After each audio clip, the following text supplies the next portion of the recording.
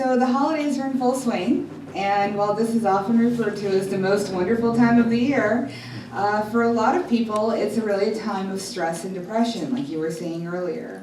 And it's not surprising because the holidays are the time when our time is most in demand.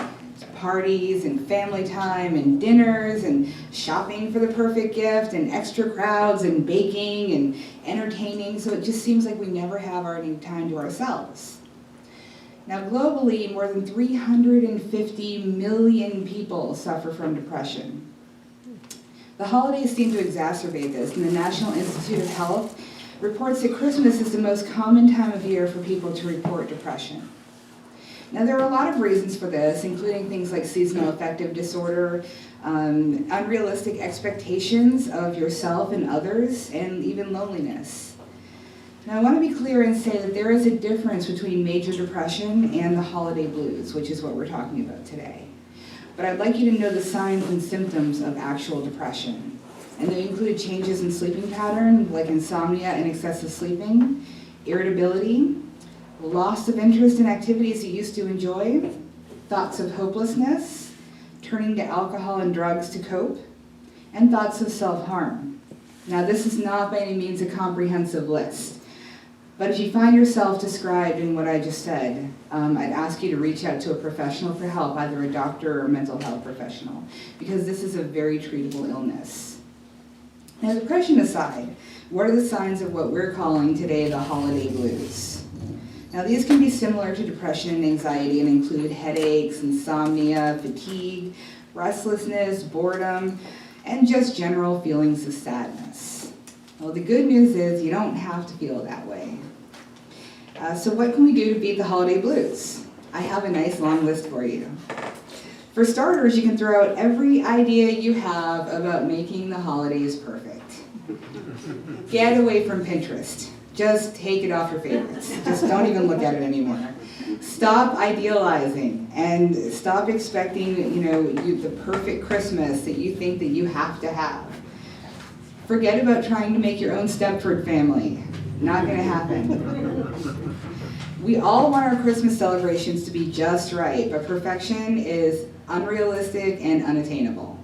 Everyone has that one relative, that one. The one who drinks too much, who talks politics at the dinner table, and who voted for the other guy. Yeah. So be honest with yourself about what actually is attainable. Don't commit to cooking a major Christmas dinner for your entire family and their plus ones and their children all by yourself. Don't attend every party you're invited to just because you feel obligated to go. Don't feel like you have to get a present for every single member of your extended family and their cousins' former roommates just because you haven't seen them since you were in 6th grade. Basically, pace yourself, because if you overbook and if you overdo, you'll be cranky, you'll be resentful, you'll be irritable, and you'll probably be stressed and depressed. Be flexible. No matter how carefully we plan, things will change. People will be late. We'll end up stuck in a long line somewhere. And for the love of God, please don't take this out on your retail clerk, or on the bagger at the grocery store, or the guy in front of you in traffic. Because they're all having a hard time too, and they've probably heard it about 50 times that day from other people having a hard time. And they don't want you to project your bad mood onto them. And one of the big teachings in Buddhism is the second truth of suffering, which is the cause of suffering. And that's just a matter of inflexibility. You're clinging to an idea that things are going to be a certain way, and when they change, you go, oh no, I cannot handle this, and you suffer as a result. Acknowledge your feelings. Too often, we put on a mask to show the world that everything is fine and dandy when it really isn't. Now, this is especially true at the holidays when you don't want to be a bother, you don't want to bring everyone else down, but this can make the problem even worse. If someone close to you has died, if you can't be with your family, if you can't get home for the holidays, then of course you're going to be sad. Be sad. It's okay. When you cry, you release stress hormones. That's why a really good cry is really cathartic. It's really important to express your feelings and never ever force yourself to be happy for the sake of other people. And let's talk about setting aside our differences. Now this year especially, there's a lot of sadness and anger and resentment surrounding our recent elections. But no matter what side you're on, try to accept your friends and family members. Now they may not live up to your expectations. You might not agree with their politics. That's fine. Set aside the differences and it will make things a little bit easier. Now you don't have to deny your feelings and you should have these conversations, but you want to hold these conversations off to a more appropriate time and setting. You don't want to do it over the dinner table. Do spend time with your loved ones. One key to happiness is to strengthen your relationships with the people who are important to you. And I say this knowing that there are people who are not close to their family, but family is what you make it. You know, we can't choose who we were born into, that family, but we can choose the family that we surround ourselves with. A lot of people, and especially in like the LGBTQ community, they have to create their own families because their families reject them. Watch Christmas movies together, go caroling, wrap gifts together, however you want it to look. But the important time is to spend time together with people who you love and who support you. Focus on the good things. Now this is something we've been teaching in Buddhism for years. Your perception of an event as positive or negative is a matter of where you put your attention. Instead of focusing on the negative, such as, I have to spend time with those family members. I have to go shopping. I have to do X, Y, and Z.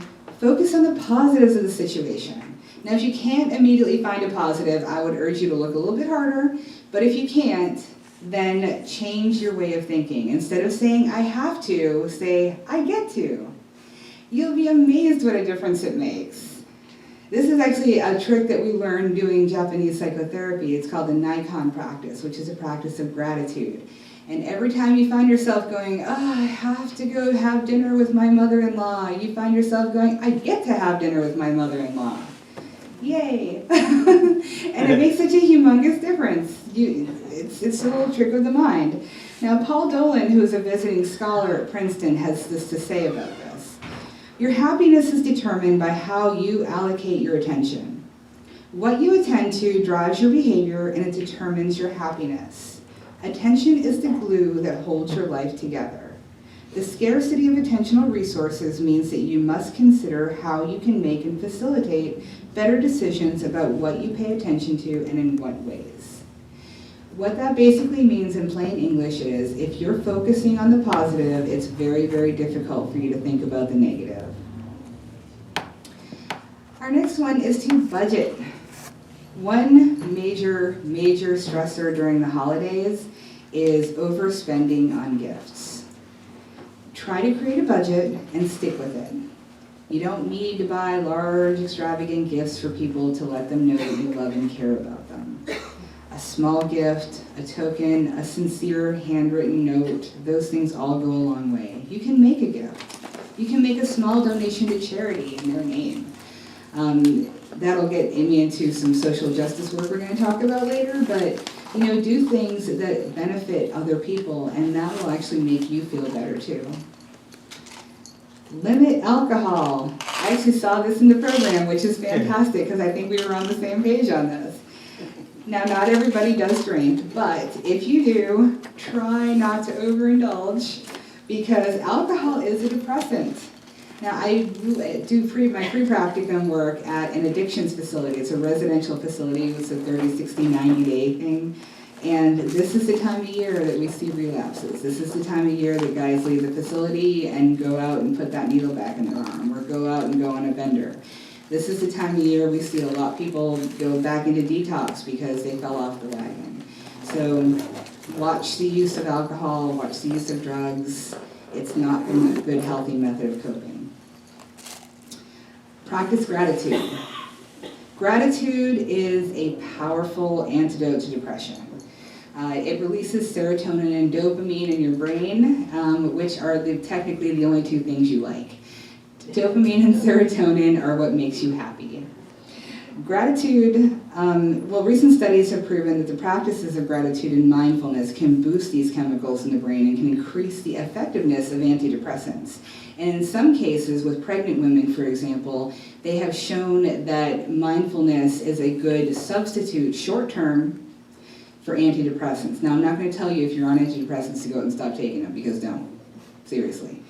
But it is actually a really, really good thing to help increase the effectiveness of your antidepressants. Now, these brain-boosting practices, they've got another great benefit, right? They're free, and anyone can do them. Gratitude research also suggests that feelings of gratitude have a positive effect in helping people take better care of themselves and engage in more beneficial behaviors like healthy diet and exercise, which in turn create more happy hormones in your brain. Now, your next step is to learn to say no. This is a really hard one for most people. I am one of them. This weekend alone, I've been to a party on Friday night, a wedding on Saturday night, and I have a paper I'm doing tonight voluntarily. I don't know how I got myself into that, but you have to learn to say no. This is important because when you say yes and you really mean no, you can feel resentful, you can feel overwhelmed, and you can get stuck. Now, believe me when I say people will understand if you can't attend everything you're invited to. One of the doctors I work for actually has 3 parties scheduled on the same night. Do you think she's going to get to all 3 of them? Nah, not unless she's invented a cloning device, and if she has, I'd like to learn how that works. It's really important to make time for yourself. Reduce your stress levels even further by clearing your mind and slowing your breathing. Now, you can choose to meditate, take a walk, listen to music, read a book, or just look up at the sky. One of my favorite tools is what I like to call signal breaths, and it's 3 deep breaths. So this is something you can do in about a minute, and it completely changes your focus. So you take a nice deep breath in, you fill your lungs completely, and you hold it at the top, and then take a nice deep breath out. 3 times is all it takes, and suddenly you're centered, and you can step back and go, you know what, this is not important right now. I do not have to stress out about this. Now, meditation can help you in numerous ways, one of which is by being present to the self. You learn to pause, identify, and then respond. Most of us react rather than act in most situations, especially when it's tense. Now, mindfulness practices allow people to be more intentionally aware of the present moment, which gives them space to pause before reacting automatically to others. Instead of becoming distressed about criticism or rejection, they take a step back and they understand their own automatic reactions. They become more attuned to others' needs and emotions. Awareness gives them more choice in how to respond instead of becoming swept up in escalating negative emotion. If you've ever been in a conversation with somebody who you can tell is actually forming their answer in their head rather than listening to you, waiting for their turn to talk, basically, you understand what that means. Now, going back to the whole saying no thing, it helps you with facing the fear of saying no. Participants in studies have reported that they've become more assertive in saying no to others in order to lessen their load of responsibility. Now, this allows them to become more balanced in acknowledging their own needs as well as the needs of others. Now, the speculation on why this happens is that bringing mindful awareness to uncomfortable experiences helps people to approach situations that they would previously avoid, which fosters self-confidence and assertiveness. The next one is being present with others, which is probably the greatest gift you can give people this year. Being present to others enables people to bring more attention to their relationships and to appreciate their time with others. We talk a lot in Buddhism about a concept called dana, and that is giving. It is mindful giving. And giving does not necessarily have to mean monetary giving. Giving your time to people is probably one of the most valuable things that you can do, and bringing your attention to people is even more beneficial than that. Being present for others helps you let go of distressing histories. It allows you to relate to others in new ways. Disagreements become more constructive as people are able to identify their communication problems and are better able to take on others' perspective and focus on potential solutions. My favorite example of this is Ebenezer Scrooge. Ebenezer Scrooge was the most greedy, miserly, terrible, terrible human being that you would ever come across. The man actually said out loud, "Any fool who goes about with Merry Christmas on his lips should be boiled in his own pudding and buried with a stake of holly through his heart." Not the kind of guy you want to hang around with, right? However, he was given the gift of seeing how his actions affected those around him. And that completely changed him, changed his perspective, changed his outlook on life. He became a whole different person, one who was described as, if anyone knew how to keep Christmas, it was him. So, participants in the same study I was talking about before described having more energy, feeling less overwhelmed by negative emotion, and being in a better position to cope with and help support others.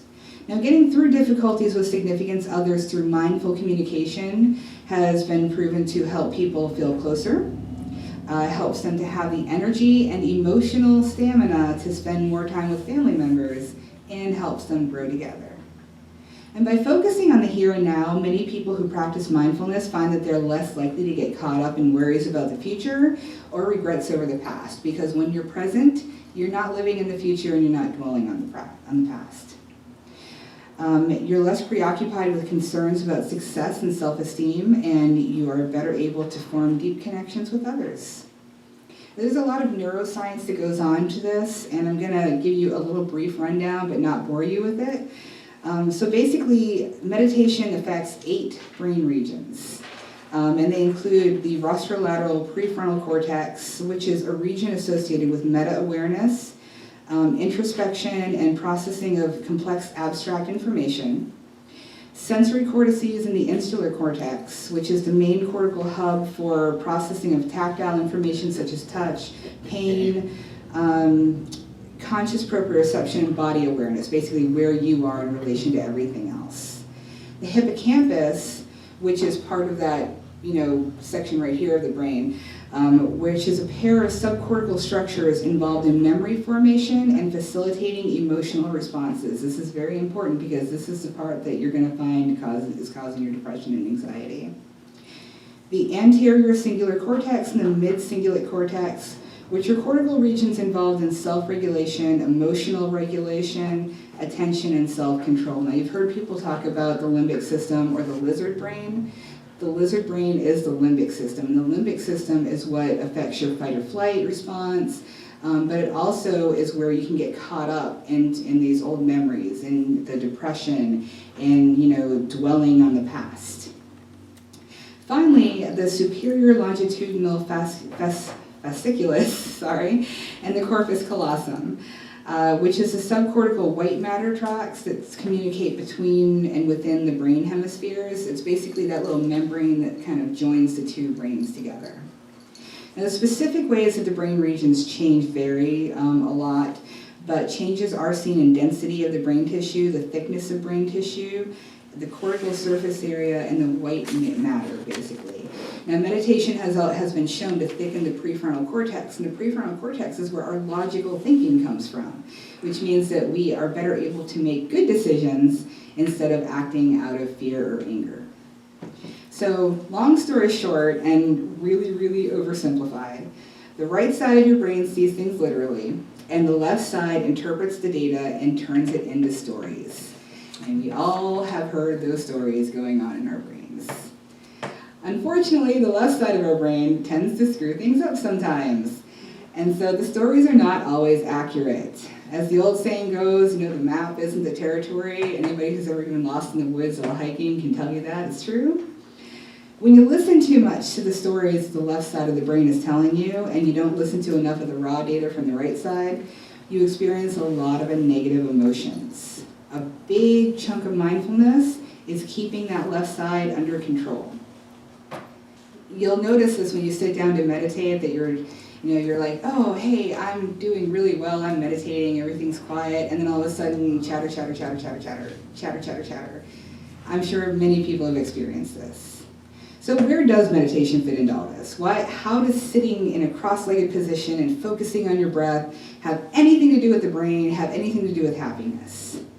Well, by focusing on what the right side of the brain is giving us and getting free from that commentary that the left side is delivering. So when the left side goes on with his ruminating, he's going to likely feed you negative stories more than positive ones, because that's what the left side does. You are happier when your attention is more focused on the concrete information, the raw data that your right side is providing you. That is the here and now. That's that in-the-moment stuff that we're always talking about. There was, on and on. Every single Buddhist teacher that you've ever listened to has said, be in the moment, be here now, man. And that's what we mean. Listen to the right side of your brain. So improving your attention is like training a dog. You can keep your attention on the right side data and disengage from the left side's commentary by basically sitting there and constantly going back to the right, going back to the right, going back to the right. The left side's going to chime in and you go, nope, shh, shh. And eventually it will. Eventually it'll calm down, it'll quiet down, and you will stop hearing it so much. When you can finally keep your attention on the right side of the brain and learn to disengage from that commentary, you stress less, you worry less, and you get a lot less angry. Is meditation powerful enough to overcome that critical, cranky voice in your head? Absolutely it is, and many, many studies have proven this. It's been shown in research to help with ADHD symptoms, with depression, with anxiety, with PTSD, and with many, many, many other forms of mental disorders that a lot of people suffer with.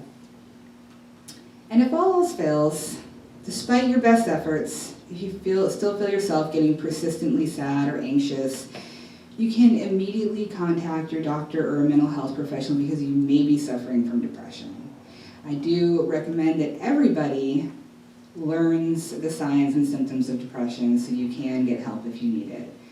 Now, that being said, there is one other thing that I would like to go ahead and add to this discussion that I didn't originally write into it, but I think is kind of important, and that is to donate your time.